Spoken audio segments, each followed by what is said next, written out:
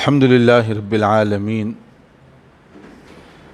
وصلی اللہ وسلم علی نبینا محمد وعلی آلہ وصحبہ اجمعین ومن تبعہ بإحسان الی یوم الدین اما بعد۔ معزز بھائیو، یہ میرے لیے بہت ہی خوشی کی بات ہے کہ اس وقت یہاں مسجد محمدی میں ہم ایک دوسرے کے ساتھ ملاقات کر رہے ہیں، سن رہے ہیں، اور اللہ تعالیٰ کا میں شکر گزار ہوں کہ اللہ عز و جل کی طرف سے گویا کہ یہ موقع مجھے دیا گیا ہے۔ اللہ تعالیٰ ہماری محبتوں میں اخلاص عطا فرمائے۔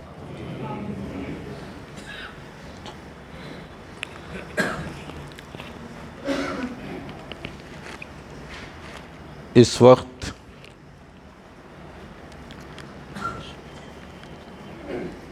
ابھی نماز عشاء میں ہمارے امام محترم نے جو سورت تلاوت کی ہے، بہت خوبصورت انداز سے، اللہ تعالیٰ عمر و اقبال میں ترقی اور برکت عطا فرمائے۔ الحمدللہ یہ بہت ہی اہم سورت ہے، سورہ اسراء۔ اس کا ایک دوسرا نام سورہ بنی اسرائیل بھی ہے، اور میں سمجھتا ہوں کہ امام صاحب تو شاید کسی مقصد کے تحت یہ سورت پڑھے ہوں، لیکن میں سمجھتا ہوں کہ شاید انہوں نے مجھے اشارہ دیا ہے کہ یہ بہت ہی اہم مہینہ ہے، تو لہٰذا گفتگو اس دائرے کے اندر ہونی چاہیے۔ تو میں نہیں چاہتا کہ امام صاحب کے اشارے کو ویسے ہی میں مسترد کر دوں کہ یہ جو سورت پڑھی گئی، اور خاص طور پر جو اس کی پہلی آیت ہے، سبحان الذی اسریٰ بعبدہ لیلا من المسجد الحرام الی المسجد الاقصی الذی بارکنا حولہ لنریہ من آیاتنا انہ هو السمیع البصیر۔ یہ آیت قرآن کریم کی بہت ہی اہم، ویسے تو ہر آیت اہم ہے، لیکن اس آیت کے اندر ایک خاص معجزاتی واقعے کا ذکر کیا گیا، اور وہ واقعہ کیسے رونما ہوا اس کا اس کے اندر اجمالاً تذکرہ ہے، اور اسی طرح سے سورہ نجم میں بھی مجملاً اس واقعے کا ذکر کیا گیا، مگر بہت ساری صحیح احادیث میں بہت تفصیل کے ساتھ یہ واقعہ بیان کیا گیا، جس کو تاریخ میں اسراء اور معراج اور عرف عام میں معراج کا واقعہ کہتے ہیں۔ معراج کب ہوئی اس کے بارے میں کوئی صحیح حدیث نہیں ہے کہ ہم ایگزیکٹلی تاریخ بیان کریں، البتہ مشہور تاریخی روایت کے مطابق، تاریخی میں حدیث کی نہیں، تاریخی روایت کے مطابق رجب کے مہینے میں ہجرت سے 3 سال پہلے یہ واقعہ پیش آیا، جو انسانی تاریخ کا منفرد، انوکھا اور یونیک قسم کا واقعہ ہے۔ اس سے پہلے یا بعد میں اس طرح کا کوئی واقعہ پیش نہیں آیا، اور اس واقعے کا اس پہلی آیت کے اندر ذکر کیا گیا ہے، اور یہ واقعے کا ذکر کرتے ہوئے اللہ عز و جل کی طرف سے جو بات کہی گئی وہ بھی غور طلب ہے۔ سبحان الذی، سبحان کی خاص صفت، اور یہ صفت مخلوق میں کسی کے اندر نہیں ہو سکتی۔ سبحان اللہ تعالیٰ کی ایٹریبیوٹ میں سے وہ ایسی ایٹریبیوٹ یا ایسی صفت ہے جو سوائے اللہ وحدہ لا شریک کے کسی اور میں نہیں پائی جاتی۔ سبحان کا مطلب صحیح معنوں میں یہ ہوتا ہے کہ وہ ہستی، وہ ذات جو کسی کمزوری اور کسی عیب سے پاک و صاف ہو، کوئی عیب نہ ہو، کوئی کمزوری نہ ہو، کوئی ویکنس نہ ہو۔ اب اس تعریف کی روشنی میں اگر ہم جائزہ لیں، کوئی مخلوق، چاہے وہ نبی ہو، چاہے وہ رسول ہو، چاہے وہ فرشتہ ہو، چاہے وہ عام انسانوں میں بادشاہ ہو، چاہے حکمران ہو، چاہے امیر ہو، چاہے غریب ہو، چاہے محکوم ہو، کوئی بھی سبحان نہیں بن سکتا۔ سبحان کا مطلب جس میں کوئی عیب نہ پایا جاتا ہو، کوئی ویکنس نہ ہو، کوئی کسی قسم کی کمزوری نہ ہو۔ آپ ذرا غور کیجئے، کیا ہے کوئی ایسی ہستی، کوئی ایسا بادشاہ، کوئی ایسا حکمران جس کے بارے میں ہم یہ کہہ سکیں کہ اس میں کوئی کمی یا کمزوری نہیں ہے؟ کوئی ہو سکتا ہے؟ کوئی بھی نہیں ہو سکتا، اس لیے کہ بادشاہ بھی اگر ہوگا تو اسے کئی لوگوں کی ضرورت پیش آئے گی، اس کے بغیر وہ نظام حکومت چلا نہیں سکتا، بلکہ اسے تو آگے پیچھے چلنے گھومنے کے لیے باڈی گارڈ کی ضرورت ہوگی، کام چلانے کے لیے پورے ایک سسٹم کی ضرورت ہوگی، اور اس شعبے کے اندر کئی ایکسپرٹ اور ماہرین کی ضرورت پیش آئے گی۔ اس کے بغیر بادشاہ اپنی حکومت کو باقی رکھ نہیں سکتا، نہ چلا سکتا ہے۔ اسی طرح ایک بڑے سے بڑا امیر اور مالدار قسم کا انسان، کیا وہ یہ کہہ سکتا ہے کہ میرے اندر کوئی کمزوری نہیں ہے؟ ایسا نہیں ہے۔ اسے فیملی کی ضرورت ہے، اسے نیند کی ضرورت ہے، اسے آرام کی ضرورت ہے۔ یہ ساری ویکنس ہے نا، یہ ساری کمزوری ہے۔ اگر بڑے سے بڑے طاقتور انسان کو 8 گھنٹے 10 گھنٹے 12 گھنٹے کام دے دیجئے، اس کے بعد کیا کہے گا؟ نیند آ رہی ہے، تھکان محسوس ہو رہی ہے، میں تھک چکا ہوں۔ تو اس کا مطلب بہادر اور طاقتور انسان جو جسمانی طور پر فٹ ہے، ایک مقررہ وقت کے بعد وہ تھکان محسوس کرے گا، اسے آرام کی ضرورت پیش آئے گی، اسے کھانے کی ضرورت پیش آئے گی، اسے قضائے حاجت کی ضرورت پیش آئے گی۔ تو اس کا معنی کیا ہے؟ کوئی بھی انسان ایسا نہیں جو کہے کہ میرے اندر کوئی کمزوری نہیں ہے۔ یا اگر آپ مان لیجئے انبیاء کرام جو انتخاب الہی ہے، جو بھی نبی آیا ہر دور میں وہ نبی تمام انسانوں سے محترم، اعلیٰ اور بہت اونچا رہا ہے، مگر اس کے باوجود کیا اسے وحی کی ضرورت نہیں تھی؟ انبیاء کرام علیہم السلام وحی کی روشنی میں آگے بڑھ رہے تھے، وحی ان پر نازل ہو رہی تھی، کہاں سے؟ اللہ عز و جل کی طرف سے۔ وَمَا يَنْطِقُ عَنِ الْهَوَىٰ إِنْ هُوَ إِلَّا وَحْيٌ يُوحَىٰ۔ ان کے لیے وحی کی ضرورت تھی، وحی کے تناظر میں وہ آگے بڑھ رہے تھے، اور اگر وحی نہ آئے تو وہ خود سے کوئی خبر، کوئی اطلاع نہیں دیا کرتے تھے۔ تو وحی کا انتظار انہیں کرنا ہوتا، وحی کے لیے ویٹ کرنا ہوتا۔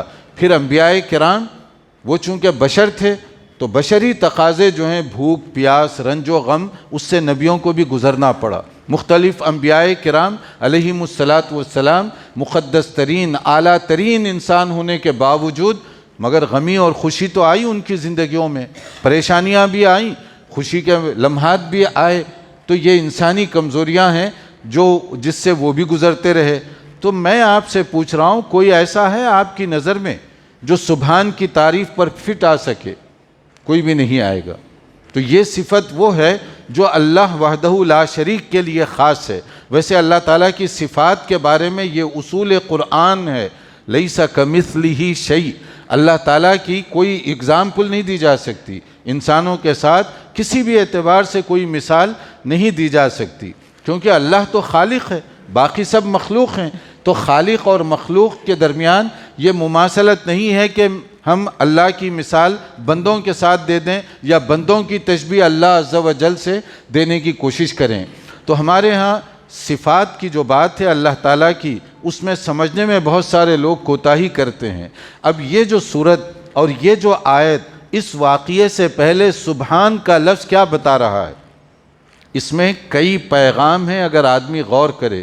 ان میں سے ایک، یہ واقعہ کیا ہے، کیسے پیش آیا، اس سے پہلے یہ سمجھیے کس کے حکم سے پیش آیا۔ وہ اللہ جو سبحان ہے، جس میں کوئی کمزوری نہیں، وہ قادر مطلق ہے، اس کا فیصلہ کن فیکون والا ہے۔ وہ قادر مطلق ہے، جو چاہے جیسے چاہے وہ کر سکتا ہے۔ تو کیا اس کے لیے رات کے ایک حصے میں اپنے خاص بندے کو، آخری رسول رحمت للعالمین صلی اللہ علیہ وسلم کو زمین سے لے کر آسمان کی بلندیوں پر اور معراج کا سفر کروانا، کیا تم سمجھتے ہو کہ یہ مشکل ہے؟ کیا تم یہ سمجھتے ہو کہ یہ ناممکن ہے؟ میرے اور آپ کے لیے ہو سکتا ہے کہ یہ بڑا مشکل لگ رہا ہو، مگر کیا اللہ جو قادر مطلق ہے، جو قدیر ہے، ہر چیز پر قدرت رکھنے والا ہے، کیا اس کے لیے بھی یہ مشکل ہے؟ تو واقعہ بیان کرنے سے پہلے سبحان کا لفظ یہ بتا رہا ہے کہ پہلے یہ سمجھو کہ یہ واقعہ کس کی طرف سے پیش آیا، اللہ کا خاص انتظام۔ اور اللہ تعالیٰ قادر مطلق ہے، وہ اپنے بندے کو جس طرح سے چاہے اعزاز، آنر، ریسپیکٹ اس سے نوازے، سرفراز فرمائے۔ کیا اللہ تعالیٰ کو محتاجی ہے؟ میرے اور آپ کی طرح نہیں۔ دوسرا نقطہ اس میں سمجھنے کا ہے، ہم میں یہاں جو لوگ بیٹھے ہوئے ہیں، خاص طور پر بزرگ حضرات سے میں ادباً یہ گزارش کروں گا سمجھنے کے لیے، اگر آپ سے کوئی آدمی 60 سال 70 سال پہلے کہتا کہ یہاں سے 2000 میل کا سفر میں نے 50 منٹ میں طے کر لیا، تو وہ کیا کہتے اس دور میں؟ وہ کہتے کہ تمہارا دماغ تو نہیں خراب ہو گیا، تم بیوقوف اور مجھے نادان سمجھ رہے ہو کہ آپ 2000 میل کا سفر 50 منٹ میں کیسے طے کر سکتے ہیں؟ عام طور پر لوگ اس کو جھٹلا دیا کرتے تھے، مگر 50-60 سال کے عرصے میں اتنی ترقی ہوئی، اب وہ اپنی آنکھوں سے یہ سفر دیکھ رہے ہیں، کر بھی رہے ہیں۔ اب ان کے سامنے کوئی کہے کہ میں اتنا سینکڑوں میل کا سفر 50 منٹ میں طے کر رہا ہوں، تو آپ کہیں گے یہ کوئی عام بات ہے، کوئی خاص بات سناؤ۔ یعنی 50 سال پہلے جو واقعہ لوگ سمجھتے تھے یہ ممکن نہیں ہے، اب وہ خود اس کو استعمال کر رہے ہیں، ہوائی جہاز کا سفر، اور اس کے بعد وہ کہہ رہے ہیں یہ تو عام سی بات ہے۔ صبح میں گیا حیدرآباد، صبح میں گیا بنگلور، صبح میں گیا تھا مدراس اپنے کاروبار سے، اور شام واپس آ گیا کلکتہ۔ تو لوگ کہتے ہیں کوئی تعجب کی بات تو نہیں ہے اس کے اندر، لیکن وہی 60 سال پہلے یہ بات کہی جاتی تو بسا اوقات اس کو ماننے میں بڑا تردد ہوتا، بہت مشکل ہوتی۔ اگر انسان اللہ عز و جل کی دی ہوئی نعمتوں اور صلاحیتوں سے فائدہ اٹھا کر اس مختصر پیریڈ میں اتنی ترقی کر سکتا ہے، تو کیا اللہ جو ساری کائنات کا پیدا کرنے والا اور بنانے والا ہے، اس کے لیے یہ مشکل ہے کہ رات کے ایک حصے میں اپنے بندے پر خصوصی انعام کرتے ہوئے یہ واقعہ پیش فرما دے، یہ سفر کروا دے؟ کیا اللہ کے لیے یہ مشکل ہے؟ اگر اللہ کی دی ہوئی صلاحیتوں سے فائدہ اٹھا کر انسان اتنی ترقی کر سکتا ہے، اور ابھی تو ہم اتنی دور تک پہنچے، نہ جانے آئندہ 50-60 سال میں انسان ٹیکنالوجی کی ترقی کی وجہ سے اور کہاں سے کہاں پہنچ جائے، جو اب ہمارے لیے مشکل لگتا ہے لیکن ہو سکتا 50 سال بعد اور کہاں سے کہاں ترقی کر لے۔ تو اس وجہ سے اس میں اللہ کی طرف سے جو خاص عطیہ اور انعام ہے، سبحان، یہ چیز کو اپنے ذہن میں رکھیے۔ اسی سے ہمارے کچھ بھائی نادانی میں جو اللہ کے ساتھ شرک کرتے ہیں، انہوں نے اللہ کی معرفت حاصل نہیں کی۔ اگر اللہ کی یہ ایک صفت آدمی سمجھ لے، سبحان، وہ کبھی شرک نہ کرے۔ وما قدر اللہ حق قدرہ، وہی آدمی شرک کرتا ہے جو اللہ کی قدر کو نہ پہچانے۔ اللہ جو ساری کائنات کا پیدا کرنے والا ہے، اس کے مقابلے میں ایک عام انسان وہ اللہ کا مقابلہ کرے، اللہ کے ساتھ اپنے آپ کو ساجھی بنائے، شریک یا پارٹنر سمجھے، یہ کتنی نادانی کی بات ہے۔ کامن سینس اگر آدمی سائنس کو استعمال کرے، ٹیکنالوجی کو استعمال کرے، یہ زمین جس پر ہم لوگ ہیں، اس طرح کے ستارے سیارے ہزاروں کی تعداد میں پائے جاتے ہیں، ہزاروں کی تعداد میں، اور اس میں زمین ایک چھوٹا سا سیارہ ہے، چھوٹا سا پلانٹ۔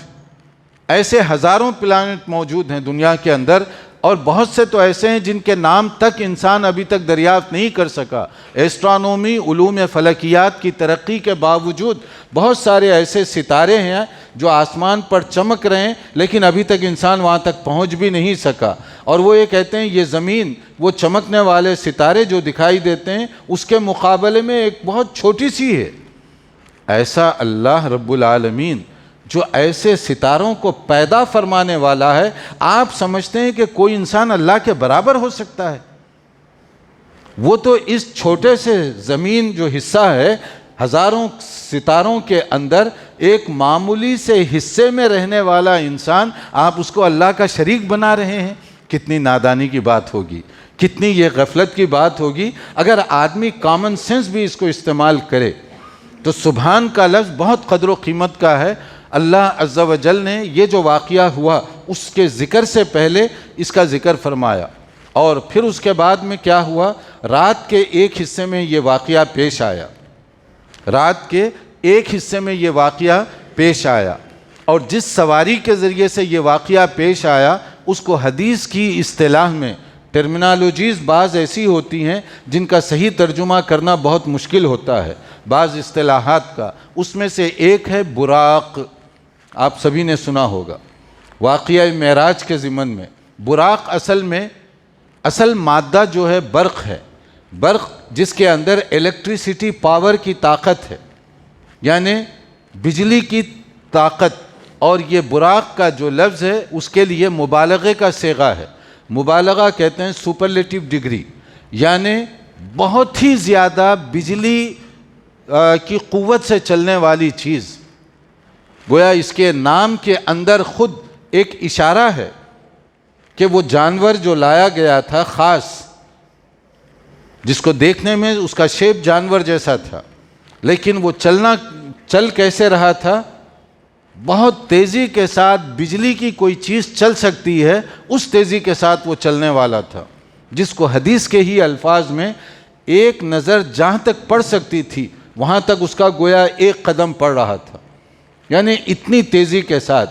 تو براق کا اگر صحیح لفظی ترجمہ بھی کیا جائے، ایسی چیز جو برقی طاقت سے زیادہ تیزی کے ساتھ چلنے والی ہو، اس نام کے اندر خود وہ چیز موجود ہے.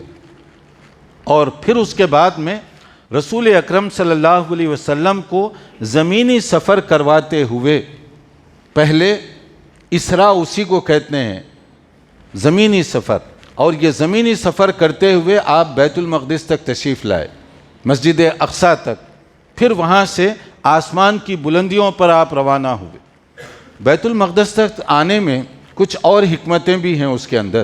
اس میں سے ایک دو باتیں ذہن میں رکھنے کی ہیں بات کو سمجھنے کے لیے کہ اس میں حکمت کی کیا کیا باتیں ہیں، اس پر آپ توجہ دیجئے.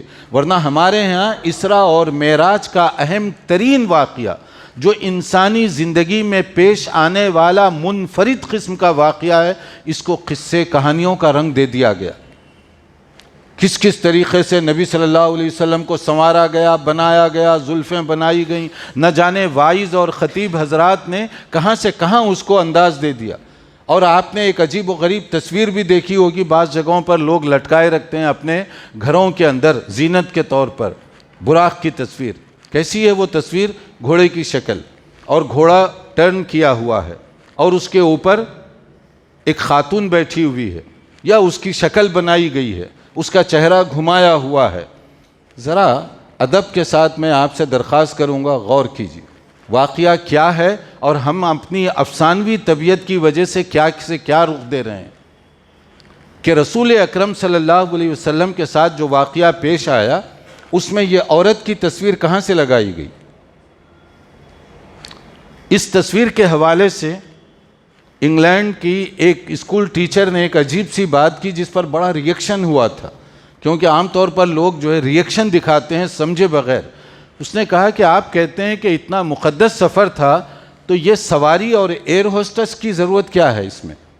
Year hostess. اب لوگوں کو بڑا غصہ آیا کہ تم تو گستاخی کا لفظ استعمال کر رہے ہو. اس نے کہا تصویر میں نے تو نہیں بتائی، آپ نے تصویر لٹکائی ہوئی ہے اپنے گھروں میں. آپ کہہ رہے ہیں کہ یہ معراج کا واقعہ پیش آیا اس جانور کے ذریعے سے جس کی تصویر آپ نے لٹکائی، تو اس تصویر پر میں کامنٹس کر رہی ہوں. بات یہ میں بتانا چاہ رہا ہوں کہ لوگ قصے اور کہانیوں کے اندر بہہ گئے، اور اصل واقعے سے جو عبرت اور سبق کے پہلو ہیں، نصیحت کی باتیں، اس کو انہوں نے نظر انداز کیا. ہمیں جو واقعہ جس انداز سے بتایا گیا، مجھے اور آپ کو کوئی حق نہیں ہے اپنی طرف سے اس میں حذف و اضافہ کریں. اور جس چیز میں حذف و اضافہ کیا جائے گا، حقیقت ختم ہو جائے گی، بناوٹ سامنے آئے گی، اور اس میں جو سبق آموز پہلو ہیں وہ ہماری نظروں سے اوجھل ہو جائیں گے. تو اس واقعے میں جو بہت ساری باتیں ہیں، ان میں سے ایک جو بات سامنے آئی وہ کہ معراج کے واقعے کا پہلا اسٹیپ، پڑاؤ نمبر 1، وہ کیا تھا؟ بیت المقدس. آپ وہاں پر تشریف لے گئے، اور وہاں بھی ایک عجیب سی بات ہوئی. وہ کیا ہے؟ مسجد اقصیٰ میں ایک جگہ بنائی ہوئی ہے. یہ وہ جگہ ہے جہاں نبی صلی اللہ علیہ وسلم براق سے جب تشریف لائے تو یہاں پر سواری کو آپ نے باندھا. بلکہ مجھے بھی بتایا گیا یہ جو لوہے کا کڑا سا تھا وہاں پر، کہ یہ وہ کڑا ہے جس سے براق کو باندھا گیا. یہ مسجد اقصیٰ میں اس وقت کی میں بات بتا رہا ہوں، جو وزٹ کرنے والے عام طور پہ ان کو بتایا جاتا ہے. میں نے ان سے پوچھا یہ جو عمارت ہے یہ کب تعمیر ہوئی؟ یہ تعمیر ہوئی جو اس وقت عمارت ہے یا اس وقت جو شکل اس کی ہے، یہ تعمیر ہوئی آج سے تقریباً 1250 سال پہلے، جو موجودہ عمارت ہے۔ آپ مجھے وہ جو جانور کو باندھا گیا ہے وہ حلقہ بھی دکھا رہے ہیں، جبکہ یہ بلڈنگ خود 1200 سال پہلے بنی ہوئی ہے۔ آپ کو کس نے کہا کہ یہ حلقہ وہی ہے جس سے براق کو باندھا گیا؟ اب اس کے بعد یہ مسئلہ تھا، آپ آئے کہاں سے ہیں؟ میں کہا کہ کیونکہ میں نے آپ کی دکھتی ہوئی رگ پر ہاتھ رکھا ہے، تو اس لیے آپ مجھ سے پوچھ رہے ہیں کہ میں کہاں سے آیا۔ میں آپ سے کوشچن کر رہا ہوں کہ یہ آپ کو کس نے بتایا ہے؟ قرآن مجید اور احادیث میں یہ نہیں کہا گیا، مسجد اقصیٰ کہا گیا، اور مسجد اقصیٰ جو اس وقت تھی اس کا ذکر کیا گیا، اور اس وقت کی جو مسجد اقصیٰ کی یہ جگہ بلا شک و شبہ وہی ہے، لیکن عمارت اور کنسٹرکشن بعد میں بنی۔ اس وقت جب نبی کریم صلی اللہ علیہ وسلم تشریف لے آئے تھے، اس وقت عمارت اور شکل کی تھی، جگہ وہی تھی، کیونکہ عمارت اس میں آگے پیچھے ترمیم حذف و اضافہ ہوتے رہتا ہے کنسٹرکشن وغیرہ میں۔ اور یہ حلقے کا جو ذکر کیا گیا، اس حلقے کا تعین آپ نے کیسے کر لیا کہ یہ وہی حلقہ ہے، یہ وہی لوہا ہے جو یہاں سے باندھا گیا؟ تو یہ میں بتا یہ رہا ہوں کہ وہ حلقے کا جب ذکر کیا جاتا ہے تو آنے والے وزیٹر اس کو ہاتھ لگا کر جیسے حجر اسود کو چھوتے ہیں، اسی طرح وہ حلقے کو چھونے لگ گئے۔ لوگ ساتھ جو تھے وہ بھی سمجھنے لگے کہ یہ بھی کوئی مقدس چیز بن گئی ہے۔ اب یہاں سے سیاحت اور جو تفریح کے لیے لے جانے والے لوگ ہیں، ان کا کاروبار یہیں سے شروع ہوتا ہے کہ اب انہوں نے یہ کھڑا کر دیا کہ یہ وہی کڑا ہے، وہی حلقہ ہے، اور اس حلقے کا ایک تقدس لوگوں کے ذہن میں ڈالا گیا۔ اب تقدس کے بعد جو کچھ آمدنی ہوتی ہے وہ ان کا اپنا حصہ ہے۔ حالانکہ یہاں اصل بات یہ ہے کہ واقعہ پیش کیا آیا، حدیث میں اس کا جیسے ذکر کیا گیا، اس کو سمجھنے کی ضرورت ہے تاکہ توجہ ادھر ادھر نہ ہونے پائے۔ اور اس میں دوسرا نقطہ ایک اور، وہ یہ کہ رسول اکرم صلی اللہ علیہ وسلم نے امامت فرمائی، انبیاء کرام کو حاضر کیا گیا، اور یہ غیب کا واقعہ ہے۔ غیب کے واقعے میں اور آپ پابند ہیں کہ جو تفصیل جتنی بتائی گئی اس کو اتنی ہی رکھیں۔ اللہ کی طرف سے یہ واقعہ پیش آیا، اور اللہ کے لیے کوئی بھی چیز مشکل یا امپاسبل نہیں ہے۔ اور پھر اس کے بعد میں رسول اکرم صلی اللہ علیہ وسلم نے امامت فرمائی۔ یہاں جو اصل نقطہ ہے غور کرنے کا وہ کیا ہے؟ وہ ہے جس جگہ، جس محفل میں رسول اللہ صلی اللہ علیہ وسلم خود ہوں، کوئی نبی کوئی رسول آپ کے مقابلے میں امامت کے لیے آگے نہیں بڑھ سکتا۔ اور اس میں پیغام کیا ہے؟ جب نبی صلی اللہ علیہ وسلم ہوں تو اس کا یہ ادب، کوئی نبی آپ کے آگے نہیں جائے گا، کوئی رسول آپ سے آگے نہیں بڑھے گا۔ اور ہمارے لیے پیغام کیا ملا؟ نبی صلی اللہ علیہ وسلم کی بات جب آپ کے سامنے پیش کر دی جائے تو پھر آپ کی بات، میری بات، شیخ کا فتویٰ، مولانا کی رائے، اسکالر کی اوپینین، وہ سب کی سب ختم ہو جانی چاہیے۔ ہر ایک پر فل اسٹاپ لگ جانا چاہیے۔ جب نبی کی بات آ گئی، پیچھے ہٹ جائیے میری بات کو، مولانا کی بات کو، شیخ کی بات کو، پیر صاحب کی بات کو، اسکالر کی بات کو۔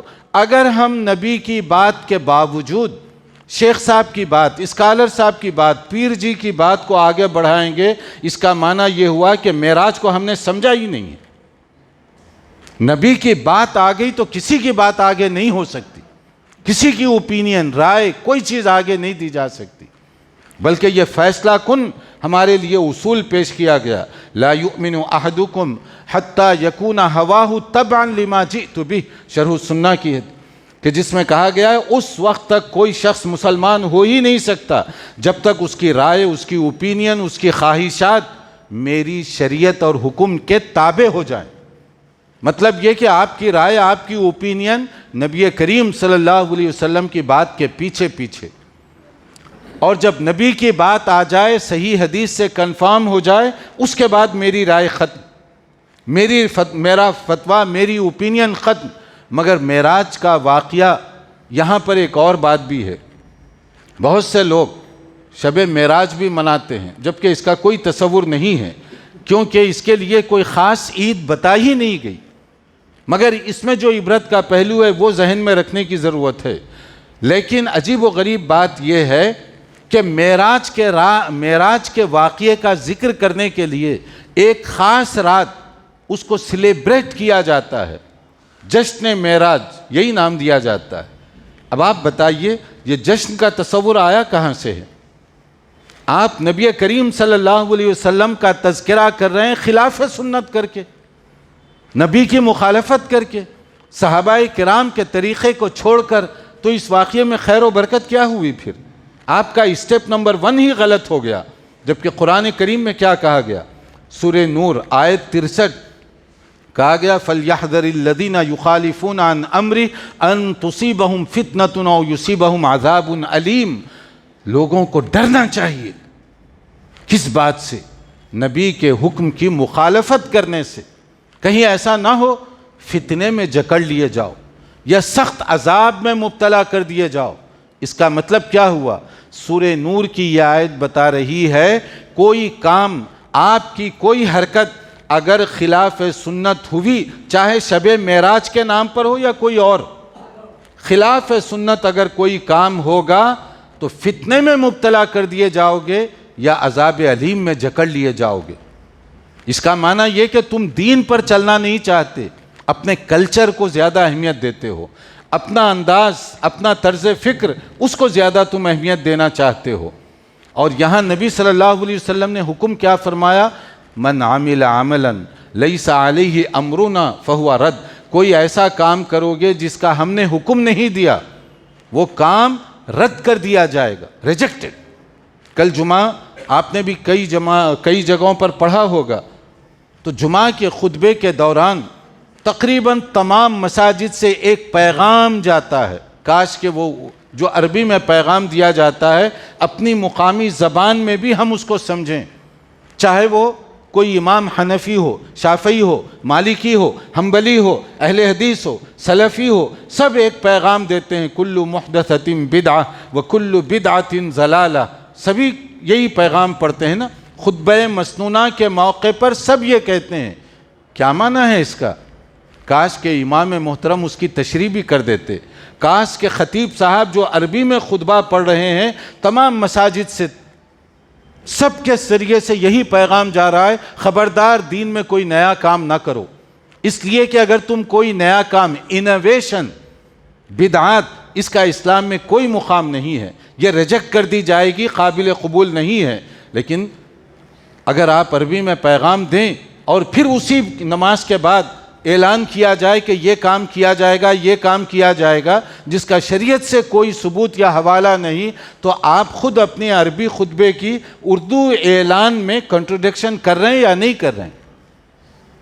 تضاد، تعارض ہو گیا۔ آپ جو پیغام دے رہے ہیں کہ خبردار دین میں نیا کام نہ کرنا، اور بعد میں آپ اعلان فرما رہے ہیں یا اعلان ہو رہا ہے، تو اس پہ ذرا توجہ دینے کی ضرورت ہے۔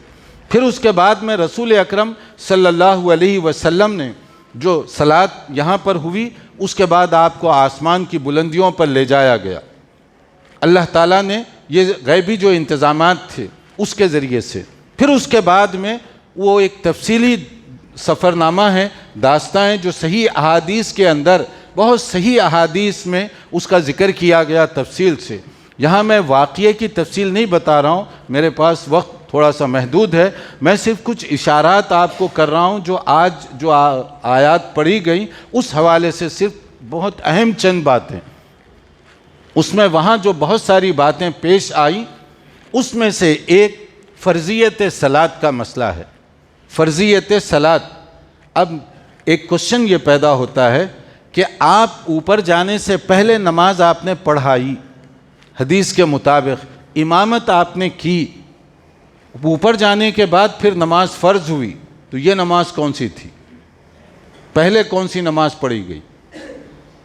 اس میں جو جواب ہے سمپل طریقے سے میں بتاتا ہوں، نماز کا تصور پہلے سے موجود تھا، اور ہمارے نبی صلی اللہ علیہ وسلم سے پہلے انبیاء کرام ان کے زمانوں میں بھی نماز پڑھی جاتی رہی، جس کا ذکر قرآن کریم سورہ مریم میں مختلف انبیاء کرام کا ذکر کیا گیا۔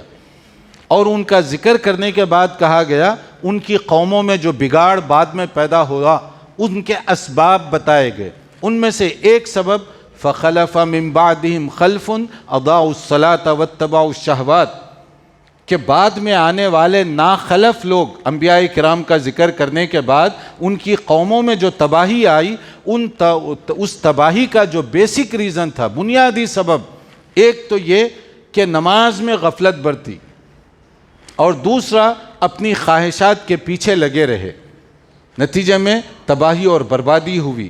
تو اپنی خواہشات کے پیچھے چل پڑے اور نماز میں غفلت اور سستی کی گئی. تو نماز کا ذکر اور انبیاء کرام کی امتوں میں بھی کیا گیا. تو نماز پہلے سے موجود ہے، فرق ہے ٹائم ٹیبل اور طریقہ ادائیگی، اس کی تفصیلات کا فرق ہے. اور جو معراج کی شب جو بات ہوئی وہ فرضیت صلاۃ ہے. صلاۃ تو موجود تھی لیکن اب باقاعدہ طور پر نماز فرض کی گئی، اور نماز فرض کرنے کے بعد وہ جو اسلام کے جو بنیادی ارکان ہیں، بنی الاسلام علی خمس، شہادت لا الہ الا اللہ وان محمد رسول اللہ و اقام الصلاۃ، کہ اسلام کی بنیاد، پلرز آف اسلام، ارکان اسلام، ان میں شہادتین کے بعد 4 چیزیں جس کا عملی زندگی سے تعلق ہے، صلاۃ، زکوٰۃ، صوم اور حج. اس میں سے نماز سب سے پہلے اور اہمیت کے ساتھ اس کو ذکر کیا گیا. یہ ہے فرضیت صلاۃ. اس سے ہم یہ بھی سمجھ سکتے ہیں کہ نماز کی کتنی زیادہ اہمیت ہے کہ رسول اکرم صلی اللہ علیہ وسلم کو اس اہم ترین سفر کے دوران یہ تحفہ دیا گیا اور یہ امت کے لیے گویا کہ ہدیہ دیا گیا. اور یہ فرض ہے دن میں 5 مرتبہ. اس کے علاوہ اگر کوئی آدمی پڑھتا ہے تو وہ غیر فرض نماز ہے، چاہے وہ نفل ہو، سنت ہو، وغیرہ وغیرہ، اور جتنی آدمی پڑھے گا اس کا فائدہ اٹھائے گا. اور نماز ایک ایسی عبادت ہے جو امیر، غریب، چاہے مسافر ہو، چاہے مقیم ہو، چاہے بیمار ہو یا تندرست ہو، ہر ایک پر فرض ہے. جب تک ہوش و حواس میں آدمی ہوگا نماز اس کے لیے ضروری ہے. حالانکہ دوسرے جو ارکان ہیں جیسے صوم رمضان فرض ہے، مگر رمضان میں کوئی بیمار پڑ جائے روزہ نہیں رکھے گا، رخصت دے دی گئی. مسافر ہو اجازت ہے اس کے لیے. زکوٰۃ فرض ہے، مگر ایک آدمی غریب اور مفلس ہے، وہ زکوٰۃ کیسے دے گا؟ وہ تو انتظار کر رہا ہوگا کوئی دوسرے آدمی زکوٰۃ دیں گے تو میں اس سے فائدہ اٹھاؤں. وہ خود کیسے زکوٰۃ دے گا؟ تو زکوٰۃ کے لیے مال ہونا ضروری ہے. اسی طرح سے حج، اس کی شرط بھی یہ رکھی گئی، من استطاع الیہ سبیلا، حج انہی پر فرض ہے جو وہاں تک پہنچنے کی استطاعت رکھتے ہوں، ایبیلٹی. ورنہ غریب مسلمان خواہش تو ہوگی مگر حج اس پر فرض نہیں ہوگا. لیکن ان 3 جو پریکٹیکل ارکان اسلام میں سے ہیں ان کو نکال دیجئے، کیونکہ ان کے ساتھ بعض شرائط ہیں. صوم، زکوٰۃ اور حج بعض خاص شرائط، لیکن صلاۃ کا مسئلہ ان سے مختلف ہے. یہ امیر پر بھی فرض ہے، غریب پر بھی فرض ہے، مرد پر بھی فرض ہے، عورت پر بھی فرض ہے، مقیم پر بھی فرض ہے، مسافر پر بھی فرض ہے. اور جو مریض ہے اگر وہ ہوش و حواس میں ہو اس پر بھی فرض ہے. فرق ہے تو صرف ادائیگی کے انداز اور طریقے میں فرق ہے. آپ کھڑے ہو کر نماز نہیں پڑھ سکتے، بیٹھے بیٹھے پڑھ لیجئے. بیٹھ کر بھی نہیں پڑھ سکتے، حالت کچھ اتنی زیادہ سیریس ہے، لیٹے لیٹے اشارے کے ذریعے سے پڑھیں.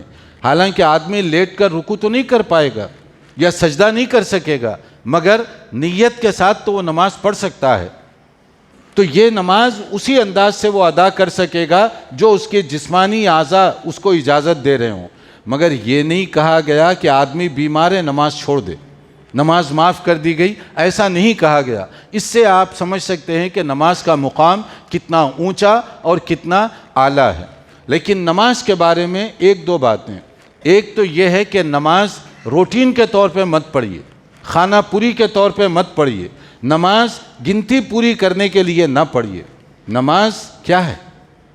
اللہ تعالیٰ کے حضور اپنے آپ کو پیش کرنے کا ایک انداز ہے. اسی کو حدیث کی اصطلاح میں مشہور ایک حدیث ہے، حدیث جبرائیل جس کو کہتے ہیں. آپ صلی اللہ علیہ وسلم سے یہ کوشچن کیا گیا، کس کی طرف سے؟ حضرت جبرائیل سید الملائکہ کی طرف سے مل احسان، عبادت بہتر اور عمدہ انداز سے کیسے کی جاتی ہے، عبادت اچھی سے اچھی کرنے کا طریقہ کیا ہے؟ تو ہمارے نبی صلی اللہ علیہ وسلم نے جو جواب دیا وہ اس کو نوٹ کیجیے، ان تعبد اللہ کأنک تراہ فإن لم تکن تراہ فإنہ یراک، ایسے تم اللہ کی عبادت کرو جیسے کہ تم اللہ تعالیٰ کو اپنی آنکھوں سے خود دیکھ رہے ہو، اگرچہ کہ تم نہیں دیکھتے مگر اللہ تمہیں دیکھ رہا ہے، اللہ سن رہا ہے۔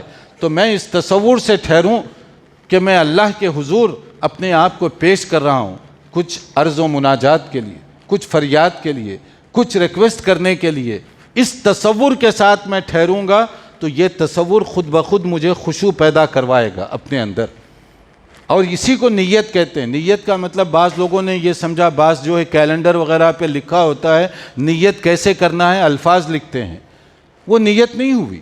نیت کا مطلب یہ نہیں کہ آپ کچھ الفاظ کہیں اپنی زبان سے، نیت کا مطلب ہوتا ہے مائنڈ بنانا۔ آپ اپنا دماغ بنائیے کہ میں کیا کرنے کے لیے جا رہا ہوں، اس کو کہتے ہیں نیت۔ کیا آپ سوچئے تھوڑی دیر پہلے کہ میں کیا کرنے کے لیے ٹھہرا ہوا ہوں، کس کے آگے میں اپنے آپ کو پیش کر رہا ہوں، کیا عرض کروں گا، کیسے میں فریاد کروں گا اللہ رب العالمین کے سامنے۔ اس تصور کے ساتھ آدمی ٹھہرے گا، پھر اس کی حرکت خشوع کے ساتھ متصف ہوگی۔ یعنی ایسا نہیں ہوگا آدمی ٹھہرا ہوا ہے جیسے ہمارے بھائی بعض اوقات کرتے ہیں، نماز شروع ہو گئی، کبھی گھڑی ٹھیک کر رہے ہیں، کبھی چشمہ ٹھیک کر رہے ہیں، کبھی یہ حرکت ہو رہی ہے، کبھی وہ حرکت ہو رہی ہے۔ آپ ذرا تصور کریں، اللہ رب العالمین کے آگے آپ ٹھہرے ہوئے ہیں اور یہ حرکت کر رہے ہیں، کیا خیال ہے آپ کا؟ اگر آپ کی کوئی آدمی کے ساتھ میٹنگ ہے جو ذرا بڑا لیڈر ہے، چاہے ایم ایل اے ہے، ایم پی ہے، یا کوئی اور آفیسر ہے، اس کے ساتھ میٹنگ آپ کی ہو رہی ہے، آپ کیا کرتے ہیں؟ میٹنگ سے پہلے اپنا لباس چیک کریں گے۔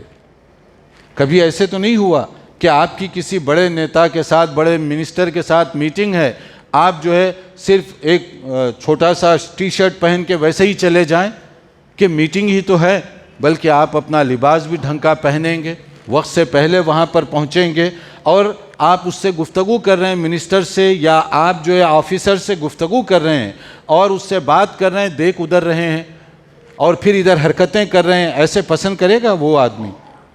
وہ کہے گا کون سا بیوقوف آدمی ہے جسے سامنے کھڑے ہوئے آدمی کی قدر نہیں ہے اور وہ گفتگو کرنے کے آداب سے تک واقف نہیں ہے، اور پھر آپ سے گفتگو وہ کرنا پسند نہیں کرے گا۔ ایسے ہی ہوتا ہے نا؟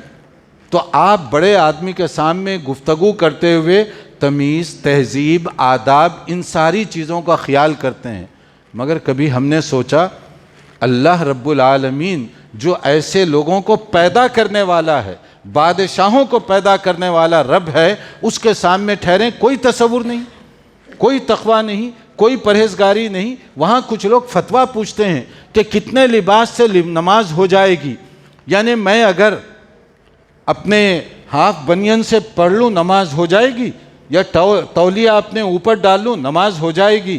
دیکھیے، ایک ہوتا ہے فتوے کی زبان، فتویٰ تو منیمم جو ریکوائرمنٹ ہے، کم سے کم، کہ اگر آدمی کے پاس کپڑا نہیں ہے تولیہ لپیٹ کر نماز پڑھے، ہو جائے گی اس کی نماز۔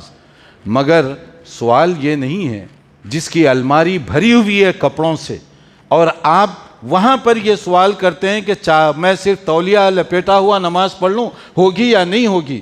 میں اس کا ایک اور جواب دیتا ہوں آپ کو غور کرنے کے لیے۔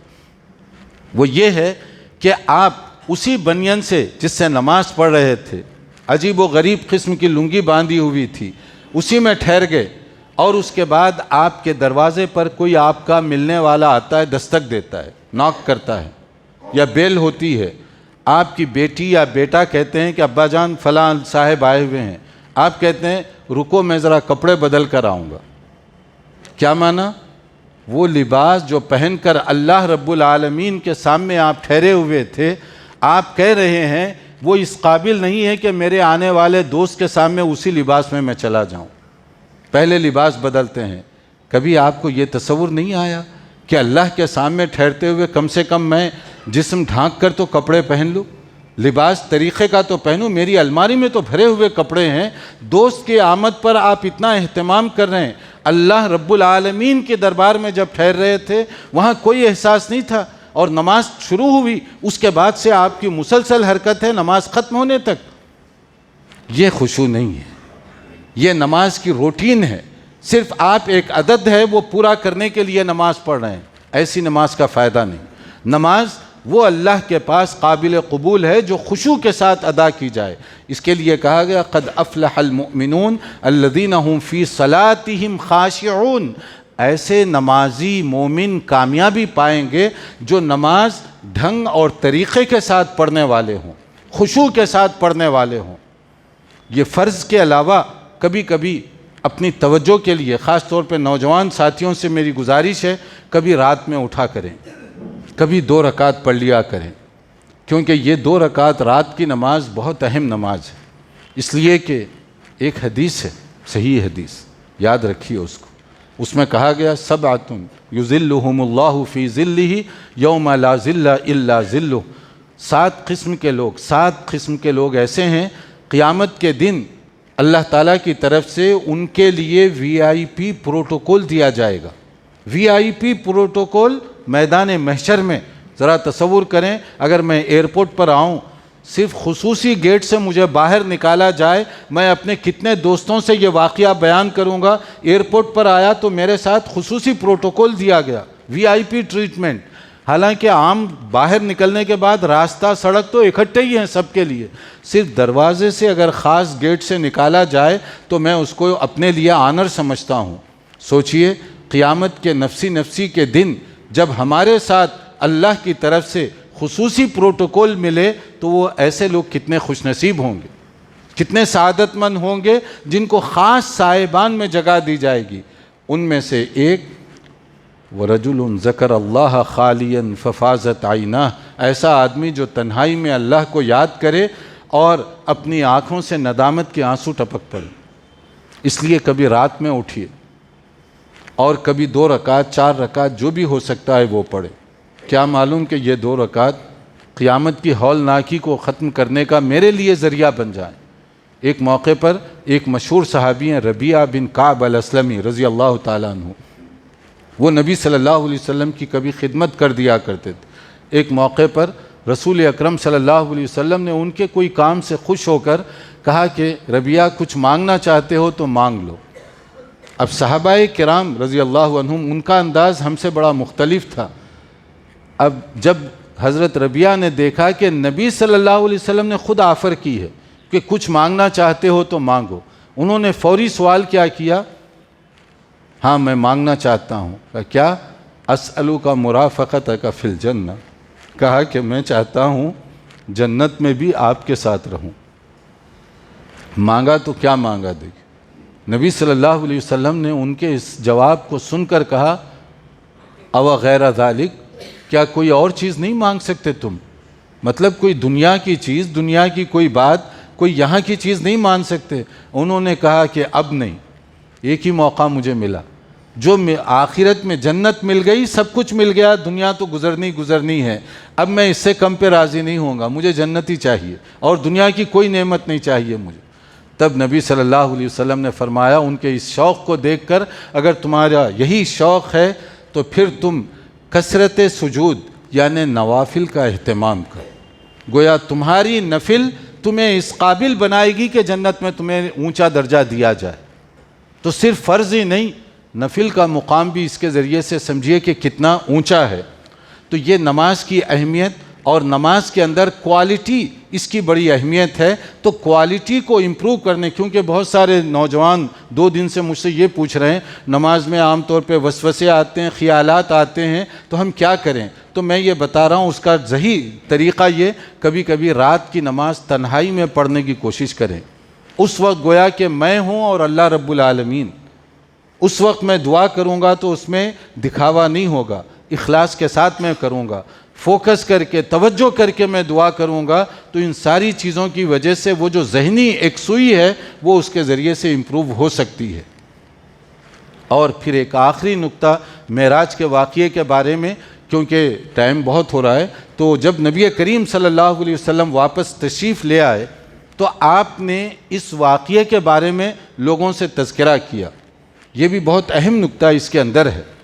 اس محفل میں جس میں تذکرہ کیا گیا، کچھ غیر مسلم بھی تھے، یعنی ابھی تک وہ مشرکین تھے، اور کچھ مسلمان بھی تھے، لیکن دونوں کا ریئیکشن الگ الگ تھا، اور وہ ریئیکشن الگ الگ جو تھا اس میں بہت ہی اہم نقطہ ہے۔